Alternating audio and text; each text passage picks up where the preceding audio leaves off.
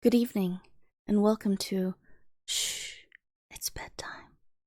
Tonight I'd like to read you a story called The Colony of Cats from The Crimson Fairy Book, edited by Andrew Lang. Long, long ago, as far back as time when animals spoke, there lived a community of cats in a deserted house they had taken possession of not far from a large town. They had everything they could possibly desire for their comfort, and they were well fed and well lodged. And if by any chance an unlucky mouse was stupid enough to venture into their way, they caught it, not to eat it, but for the pure pleasure of catching it. The old people of the town related how they had heard their parents speak of a time when the whole country was so overrun with rats and mice that there was not so much as a grain of corn nor an ear of maize to be gathered in the fields, and it might be out of gratitude to the cats who rid the country of these plagues that their descendants were allowed to live in peace. No one knows where they got the money to pay for everything, nor who paid it, but all this happened so very long ago.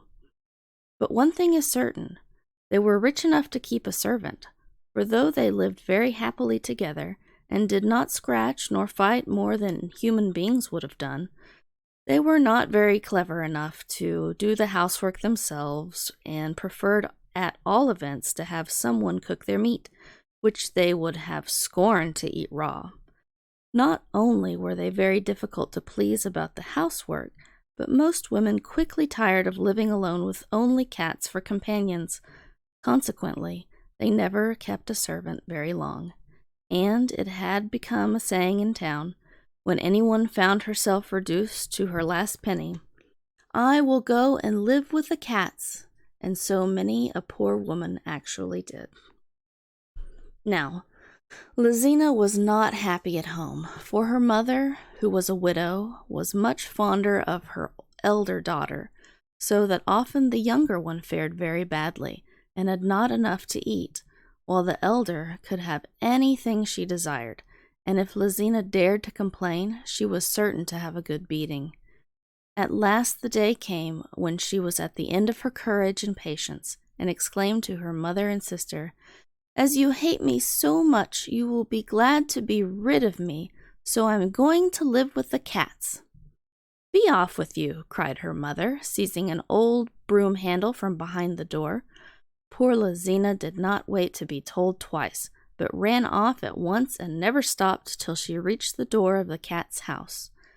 Their cook had left them that very morning with her face all scratched, the result of such a quarrel with the head of the house that he had very nearly scratched out her eyes.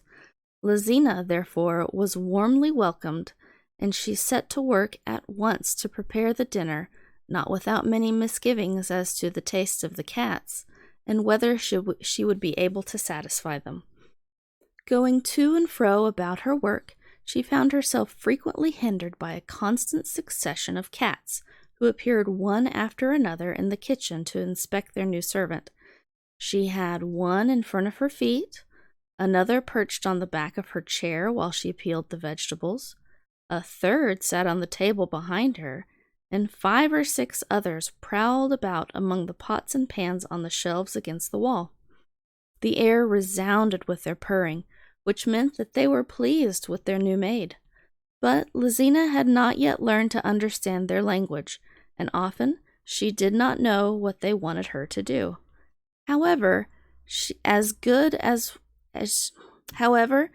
she was a good and kind-hearted girl, she set to work to pick up the little kitties which tumbled about on the floor.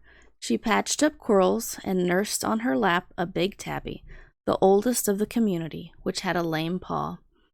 All these kindnesses could hardly fail to make a favorable impression on the cats, and it was even better after a while when she had time to grow accustomed to their strange ways. Never had the house been kept so clean, the meat so well served, nor the sick cats so well cared for. After a time, they had a visit from an old cat, who they called their father, who lived by himself in a barn at the top of the hill, and came down from time to inspect the little colony. He, too, was much taken with Lizina and inquired on first seeing her, "Are you well served by this nice, black-eyed little person?" And the cats answered with one voice, "Oh, yes, Father Gatto, we have never had so good a servant." At each of his visits the answer was always the same, but after a time the old cat, who was very observant, noticed that the little maid had grown to look sadder and sadder. "What is the matter, my child? Has any one been unkind to you?" he asked one day when he found her crying in the kitchen. She burst into tears and answered between her sobs, "Oh no, they are all very good to me, but I long for news from home, and I pine to see my mother and my sister." Old Gatto, being a sensible old cat, understood the little servant's feelings. "You shall go home," he said, "and you shall not come back here unless you please. But first you must be rewarded for all of your kind services to my children. Follow me down into the inner cellar, where you have never yet been, for I always keep it locked and carry the key away from me." Lizina looked round her in astonishment as they went down into the great vaulted cellar underneath the kitchen. Before her stood the big earthenware water jugs, one of which contained oil, the other a liquid shining like gold. "In which of these jars shall I dip you?" asked Father Gatto, with a grin that showed all his sharp white teeth, while his mustaches stood out straight on either side of his face. The little maid looked at the two jars from under her long dark lashes. "In the oil jar," she answered timidly, thinking to herself, "I could not ask to be bathed in gold." But Father Gatto replied, "No, no, you have deserved something better than that." And seizing her in his strong paws, he plunged her into the liquid gold. Wonder of wonders! When Lizina came out of the jar, she shone from head to foot like the sun in the heavens on a fine summer's day. Her pretty pink cheeks and long black hair alone kept their natural color. Otherwise, she had become like a statue of pure gold. Father Gatto purred loudly with satisfaction. "Go home," he said, "and see your mother and sisters. But take care, if you hear the cock crow, to turn towards it. If, on the contrary, the ass brays, you must look the other way." The little maid, having gratefully kissed the white paw of the old cat, set off for home. But just as she got near her mother's house, the cock crowed, and quickly she turned toward it. Immediately, a beautiful golden star appeared on her forehead, crowning her glossy black hair. At the same time, the ass began to bray, but Lizina took care not to look over the fence into the field where the donkey was feeding. Her mother and sister, who were in front of their house, uttered cries of admiration and astonishment when they saw her, and the cries became still louder when Lizina, taking her handkerchief from her pocket, drew out a handful of gold. For some days, the mother and her two daughters lived very happily together, for Lizina had given them everything she had brought away except her golden clothing, for that would not come off, in spite of all the efforts of her sister, who was madly jealous of her good fortune. The golden star could not be removed from her forehead, but all the gold pieces she drew from her pockets had found their way to her mother and sister. "I will go now and see what I can get out of the pussies," said Peppina, the elder girl, one morning as she took Lizina's basket and fastened her pockets into her own skirt. "I should like some of the cat's gold for myself," she thought, as she left her mother's house before the sun rose. The cat colony had not yet taken another servant, for they knew they could never get one to replace Lizina, whose loss they had not yet ceased to mourn. When they heard that Peppina was her sister, they all ran to meet her. "She is not the least like her," the kittens whispered amongst themselves. "Hush, be quiet," the older cat said. "All servants cannot be pretty." No, decidedly she was not at all like Lizina.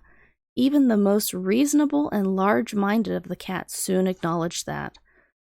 The very first day, she shut the kitchen door in the face of the tomcats who used to enjoy watching Lizina at her work, and a young and mischievous cat who jumped in by the kitchen window and alighted on the table got such a blow with a rolling pin that he squalled for an hour. With every day that passed, the household became more and more aware of its misfortune. The work was badly done, as the servant was surly and disagreeable. In the corners of the room there were collected heaps of dusts. Spiders' webs hung from the ceiling, and in front of the window panes. The beds were hardly ever made, and the feather beds, so beloved by the old and feeble cats, had never once been shaken since Lizina had left the house. At Father Gatto's next visit, he found the whole colony in a state of uproar. "Caesar has one paw so badly swollen that it looks as if it were broken," said one. "Peppina kicked him with her great wooden shoe. Hector has an abscess on his back where a wooden chair was flung at him. And Agrippina's 3 little kittens have died of hunger beside their mother because Peppina forgot them in their basket up in the attic. There is no putting up with the creature. Do send her away, Father Gatto. Lizina herself would not be angry with us. She must know very well what her sister is like." "Come here," said Father Gatto in his most severe tone to Peppina, and he took her down into the cellar and showed her the same 2 great jars that he had shown Lizina. "In which of these shall I dip you?" he asked, and she made haste to answer, "In the liquid gold," for she was no more modest than she was good and kind. Father Gatto's yellow eyes darted fire. "You have not deserved it," he uttered in a voice like thunder, and seizing her, he flung her into the jar of oil, where she was nearly suffocated. When she came to the surface, screaming and struggling, the vengeful cat seized her again and rolled her in the ash heap on the floor. Then, when she rose, dirty, blinded, and disgusting to behold, he thrust her from the door, saying, "Be gone, and when you meet a braying ass, be careful to turn your head towards it." Stumbling and raging, Peppina set off for home, thinking herself fortunate to find a stick by the wayside with which to support herself. She was within sight of her mother's house when she had heard, in the meadow on the right, the voice of a donkey loudly braying. Quickly she turned her head towards it, and at the same time put her hand up to her forehead, where, waving like a plume, was a donkey's tail. She ran home to her mother at the top of her speed, yelling with rage and despair. And it took Lizina 2 hours with a big basin of hot water and 2 cakes of soap to get rid of the layer of ashes with which Father Gatto had adorned her. As for the donkey's tail, it was impossible to get rid of, and it was as firmly fixed on her forehead as the golden star was on Lizina's. Their mother was furious. She first beat Lizina unmercifully with a broom, and then she took her to the mouth of a well and lowered her into it, leaving her at the bottom, weeping and crying for help. Before this happened, however, the king's son, in passing the mother's house, had seen Lizina sitting sewing in the parlor and had been dazzled by her beauty. After coming back 2 or 3 times, he at last ventured to approach the window and to whisper in the softest voice, "Lovely maiden, will you be my bride?" And she had answered, "I will." Next morning, when the prince arrived to claim his bride, he found her wrapped in a large white veil. "It is so that maidens are received from their parents' hands," said the mother, who hoped to make the king's son marry Peppina in place of her sister, and had fastened the donkey's tail round her head like a lock of hair under the veil. The prince was young and a little timid, so he made no objections and seated Peppina in the carriage beside him. Their way led past the old house inhabited by the cats, who were all at the window, for the report had gone about that the prince was going to marry the most beautiful maiden in the world, on whose forehead shone a golden star, and they knew that this could only be their adored Lizina. As the carriage slowly passed in front of the old house where the cats from all parts of the world seemed to be gathered, a song burst from every throat. Mew, mew, mew! Prince, look quick behind you. In the well is fair Lizina, and you've got nothing but Peppina. When he heard this, the coachman, who understood the cat's language better than the prince, his master, stopped his horses and asked, Does your highness know what the Grimalkins are saying? And the song broke forth again louder than ever. With a turn of his hand, the prince threw back the veil and discovered the puffed-up, swollen face of Peppina, with the donkey's tail twisted round her head. Ah, traitress! He exclaimed, and ordering the horses to be turned round, he drove the elder daughter, quivering with rage, to the old woman who had sought to deceive him. With his hand on the hilt of his sword, he demanded Lizina in so terrific a voice that the mother hastened to the well to draw her prisoner out. Lizina's clothing and her star shone so brightly that when the prince led her home to the king, his father, the whole palace was lit up. Next day they were married and lived happily ever after, and all the cats, headed by Father Gatto, were present at the wedding. The end. Thanks for listening. I hope you enjoyed that silly little story about cats. Have a good evening.